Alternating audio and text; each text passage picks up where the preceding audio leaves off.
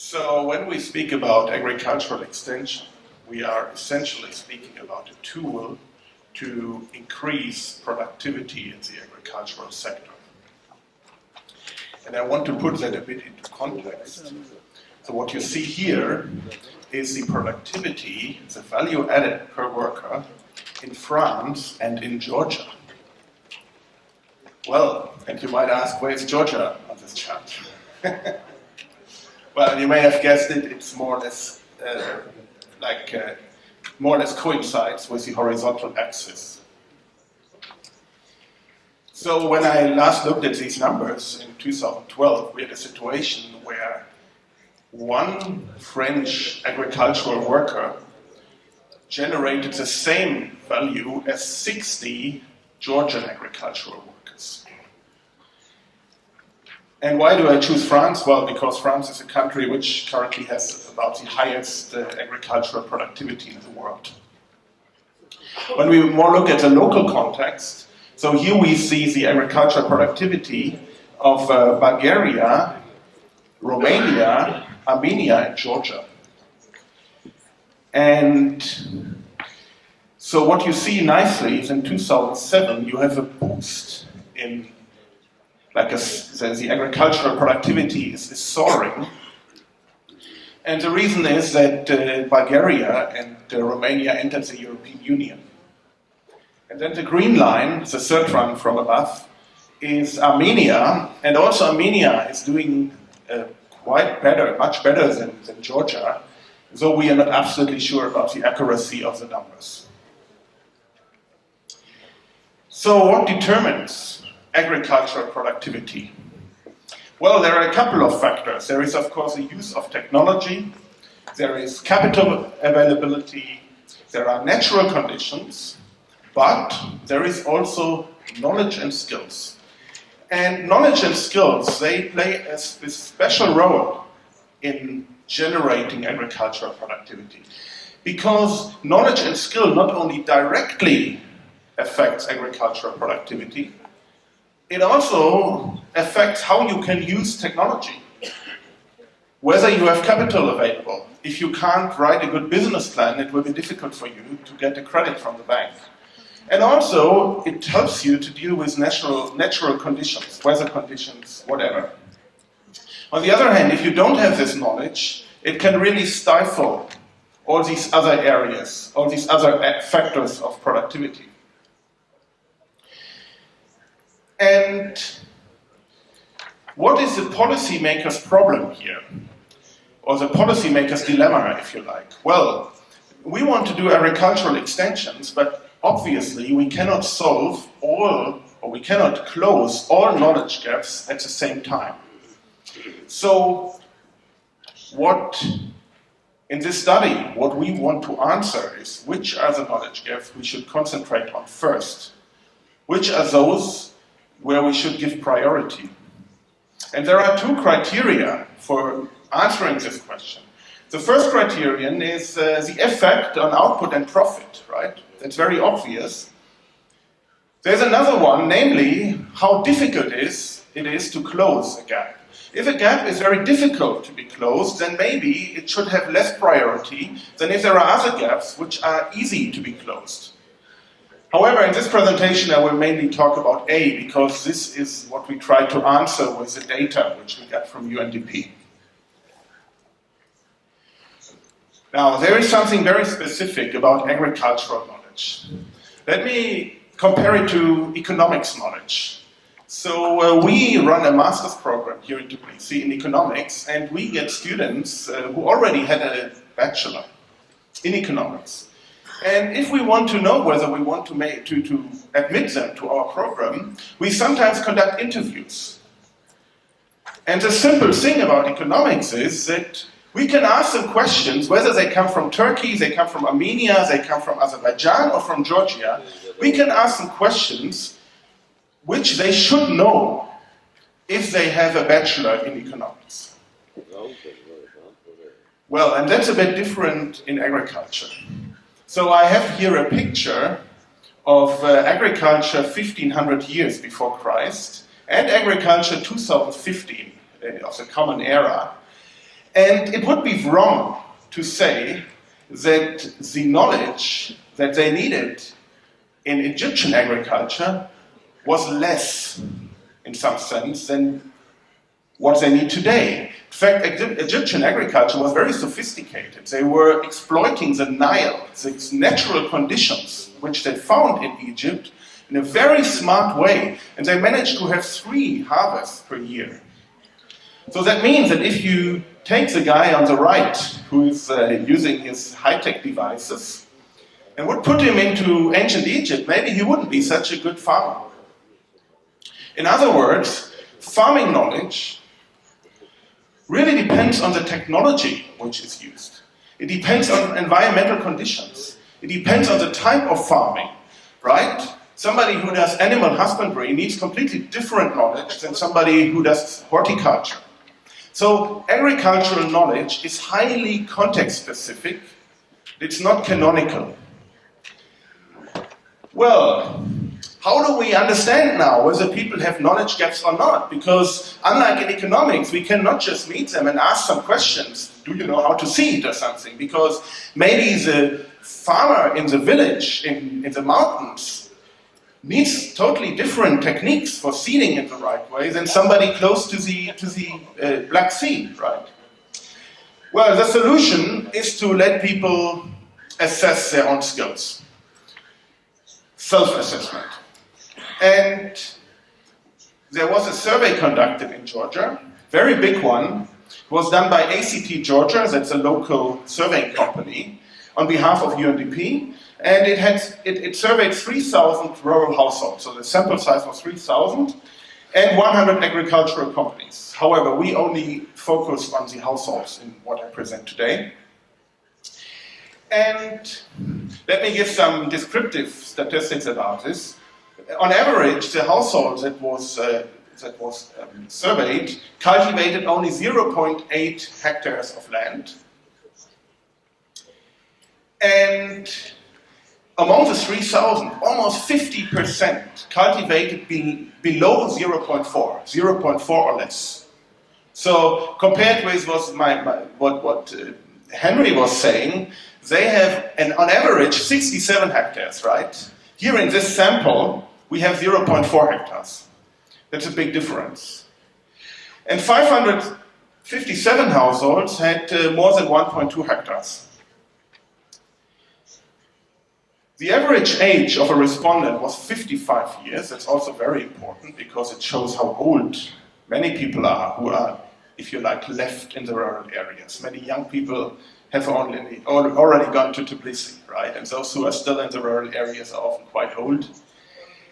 And this is the age structure. So this is on the very left-hand side. If you can't read it, that's up to 30 years, and 30 to 40, 40 to 50, 50 to 60, and above 60. As you see, the older we get, the more people we had in our sample. This is whether Georgian farmers are full-time farmers or whether they are part-time farmers. These are all very important questions, right? Because they let us infer something about the future of Georgian agriculture, right? I mean, if we have lots of old people there, many of whom are already not full-time farmers anymore, we can assume that there will be a lot of migration out of agriculture in the future, right? So what we find here is that, some don't report income, and yes, so there are considerable people among these rural households who report only non-agricultural income, and 53%, the largest group, they report to have both. So this is what we would call part-time farmers, if you like. The biggest group. Okay, what is also interesting, in this survey we asked people, or we didn't ask them, but ACT asked them, or UNDP asked them, how important they consider to receive training. And it is very interesting that many people report this need for training. So what you see here on the left-hand side, these are different knowledge areas. In this particular table, it's about crop production. And for example, 55% of the respondents said that they would like, they consider it important to receive additional knowledge in the preparation of soil. And 61% even, they consider the skills insufficient which they have. So we distinguish here between knowledge and skills. Knowledge refers to the content which you want to know, and skills refer to how you want to do certain things. Okay? So this tells us, in other words, that there is a huge demand for extension in Georgia. It's not the case that farmers are uninterested in that. No, many of them are very interested in receiving additional knowledge. They have recognized that this may be a bottleneck for their productivity. Well, similarly for farm management, you also have such numbers, and I won't go into all these details. At the same time, while there is this demand for agricultural extension services, very few people have been trained so far. So if we ask who received agricultural training within the last 3 years, it's only 4%, and 96% didn't receive training. Similarly, for extension services and consultation, again, 90% didn't receive this, 10% received it. So what we find here, we have a huge demand for extension services, but so far it hasn't been delivered. So there is lots of things to do, right? There is lots of opportunities to expand the extension services. Okay, what did we ask people? What did we ask them in order to elicit their knowledge gaps? So we asked them a question which was, how important is it for you to receive more knowledge or skills about the activity of something? And where you see these 3 dots in the end, there were many different knowledge areas that we referred to.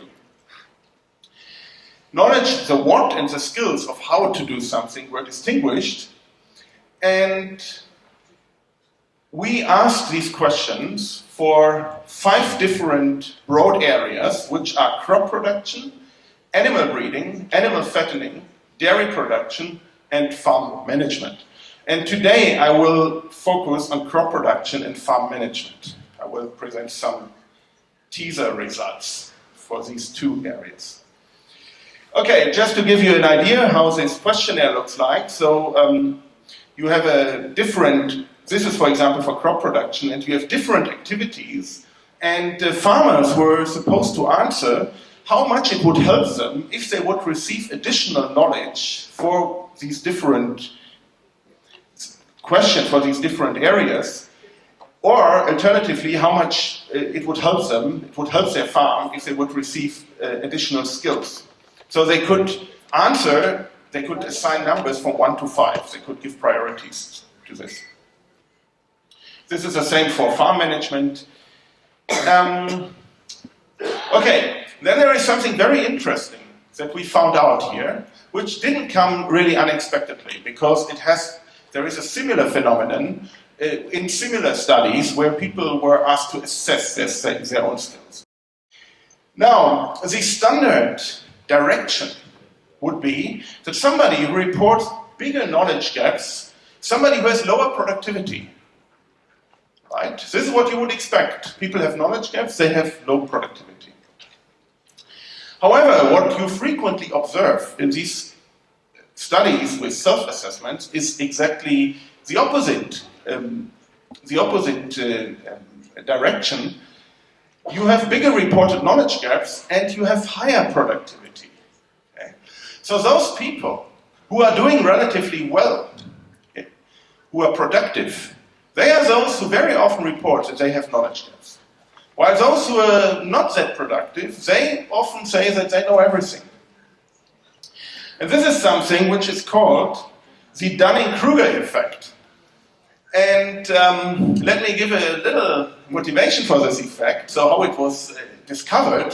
So in Dunning and Kruger, they had a psychology class, I think one of American University, and they asked people at the beginning of the course how much they knew about the subject. And they asked them every week how much they knew about the subject. Well, and you would expect that the longer people attend this course, the more know about the subject, right? They get smarter, they acquire additional knowledge on the subject matter. But that was not the case. So people started in the beginning by believing, they were very confident, they believed that they knew a lot about the subject matter of the course.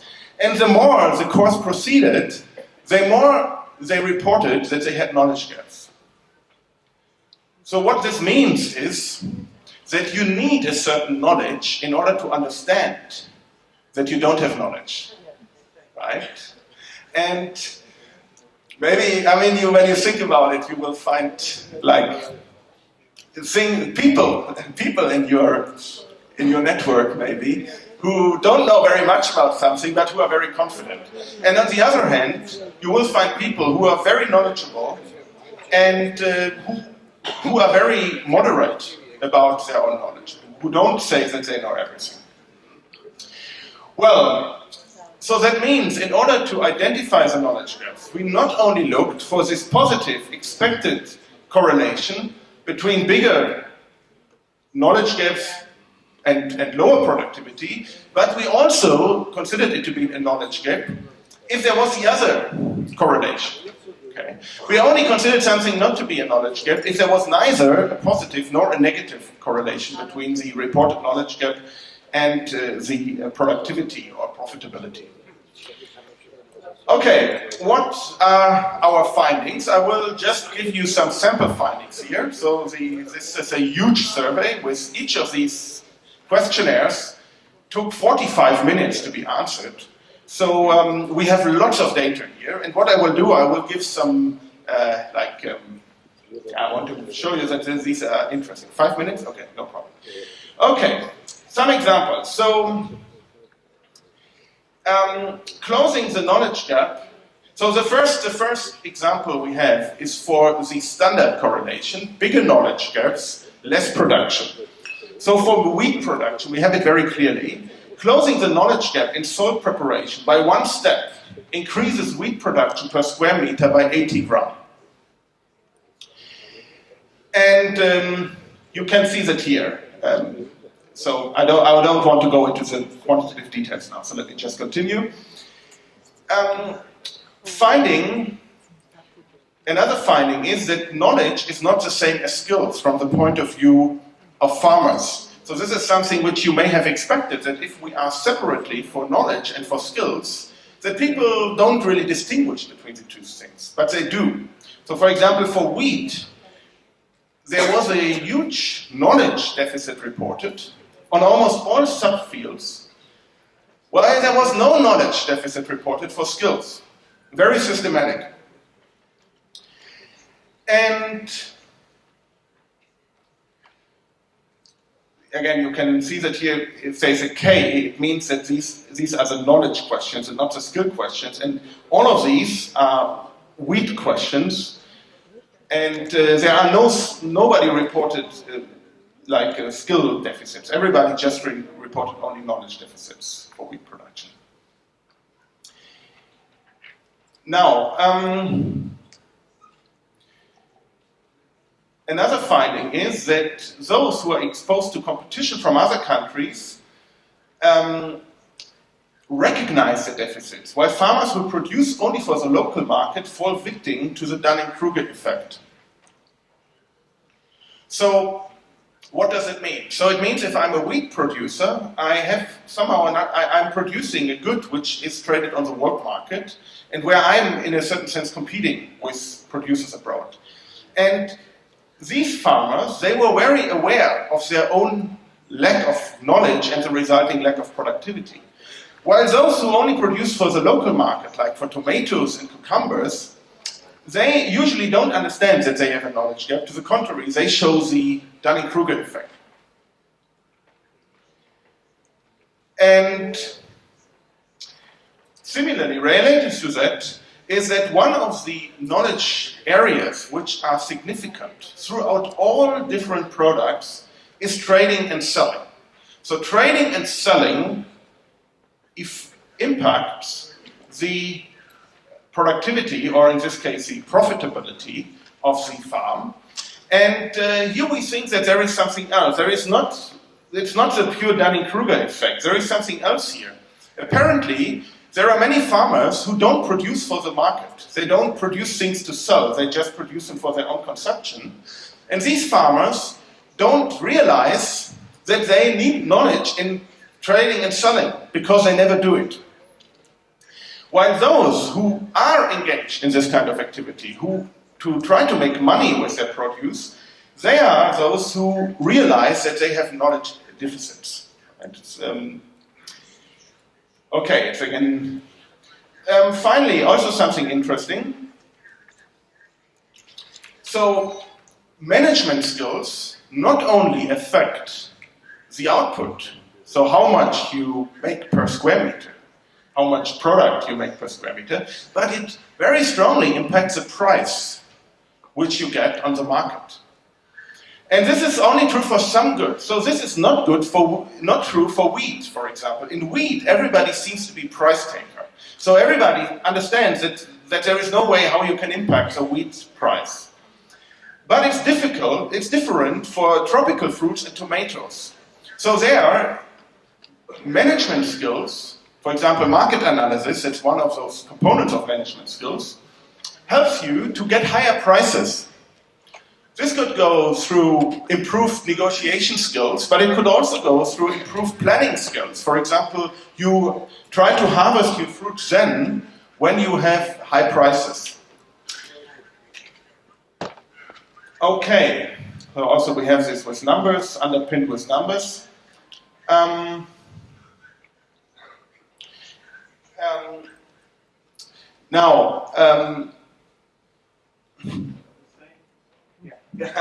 Okay, this is something which is not really part of the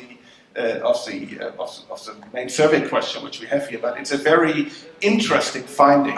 Namely, that those respondents who were female, they reported higher prices. They reported that they got higher prices for their produce.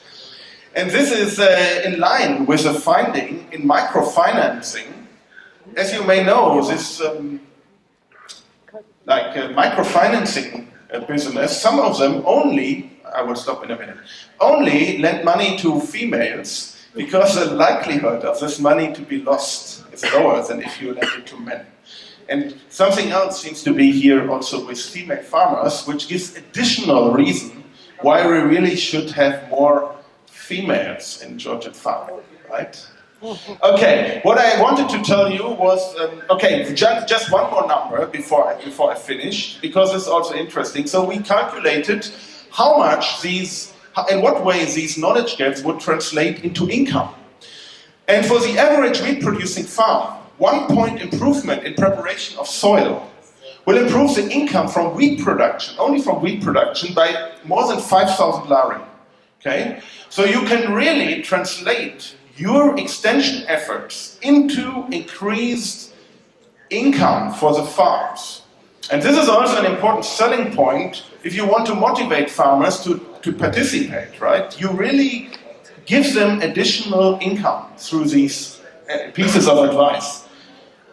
Okay, we have lots of other things that we will do in the next months with these data, and I will not continue now because we ran out of time, but if you're interested, please contact me. I can tell you more about what kind of questions we will be working on. Thanks a lot.